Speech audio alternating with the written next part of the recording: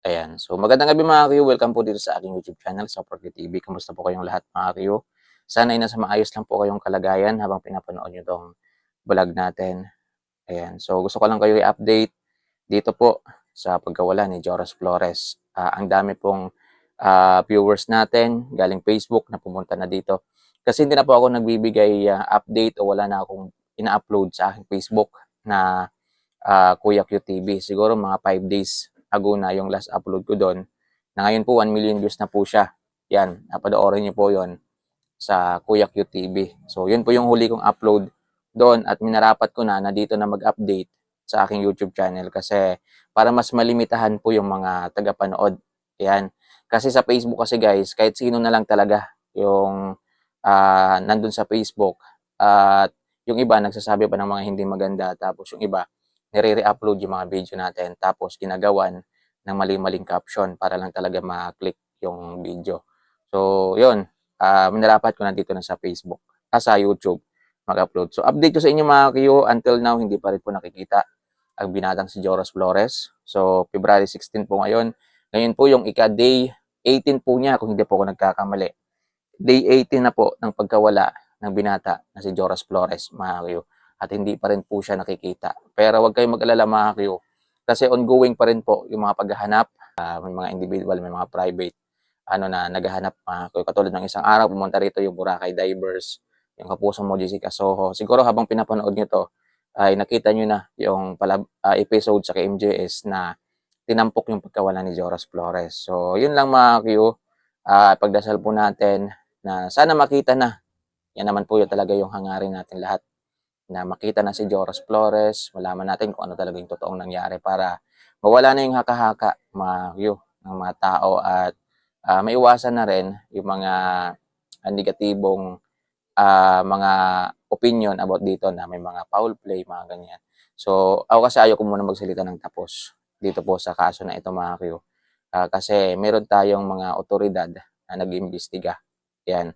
At ngayong panahon kasi ay bawal na rin magsalita tayo ng wala pa namang wala tayong ebidensya at hindi pa naman napapatunayan. Ayan. So, yung mga opinion natin, kung ano yung mga iniisip natin about sa nangyari, isiisip muna natin, hintayin natin na lumabas yung totoo, mga Q. So, based naman kasi doon, meron akong nakapanood, share ko rin dito, yung saksi doon sa pagkalunod ni Joras Flores na ini-insist po niya talaga na walang foul play na nangyari.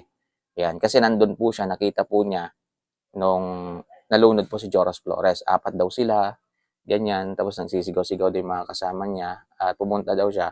Pero si Joras Flores ay wala na, siguro tinangay na po siya, pailalim na po pag ano. So, siguro napanood yun na rin yan. Kasi interviewin din po siya sa KMJS. Yung mga tao na nagbigay ng opinion, yan, mga albularyo, nandun din po, mga spiritual, yan. So, lahat yan nire-respeto natin. So, kung ano man yung paraan nila, importante, may naitutulong. Nag-aalok sila ng tulong. So, yung iba lang, dinidisrespect itong mga spiritual natin, yung mga albularyo, yan, dinidisrespect nila. Kasi nga, ganito, ganyan, ganito, ganyan. Sa akin, okay lang po yun. Opinion nila yon. Wala na tayo doon. Pero tayo, syempre, irespeto natin kung ano yung opinion nila.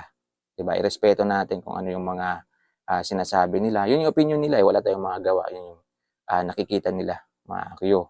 At the end of the day naman talaga, ay malalaman naman natin talaga yung totoong dahilan.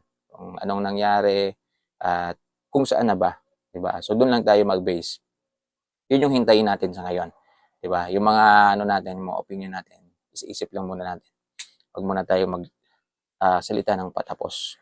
Marami akong naririnig ng mga negatibo. Ayan, sa mga lalong-lalo na doon sa mga naging kasama ni Joras Flores. Alam niyo po, ano pa lang po 'yun, mga nasa murang edad pa lang po 'yun.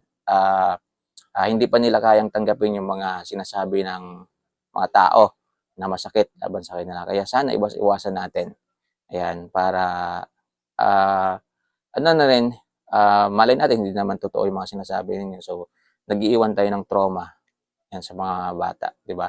So, iwas muna tayo doon sa mga salita natin. Yan, hanggat maaari. At hintayin natin na lumabas yung katotohanan. Kasi lalabas naman yan.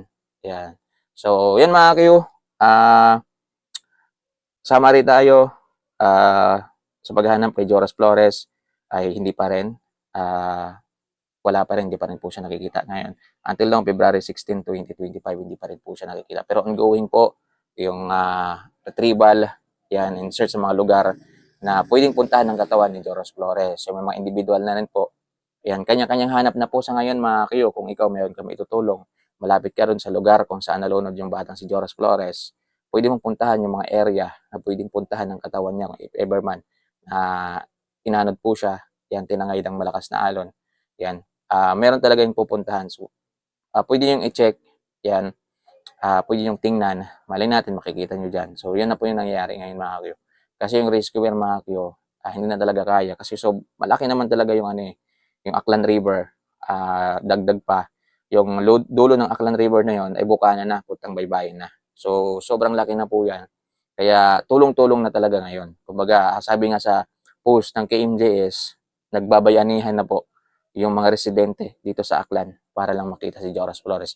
Tama po yun, lahat po tayo ay pwede pong tumulong. Kahit anong klaseng tulong po, ibigay po ninyo. Yan, sa abot ng inyong makakaya. At kung wala po tayong may tutulong, iwas-iwas na po tayo magsalita ng kung ano-ano. Kasi nga, wala ka na nga nang itutulong kung ano-ano pang sinasabi mo. Di ba?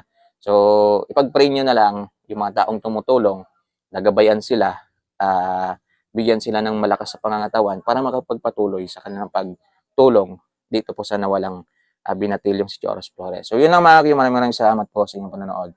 Yan. Ingat kayo palagi mga Q.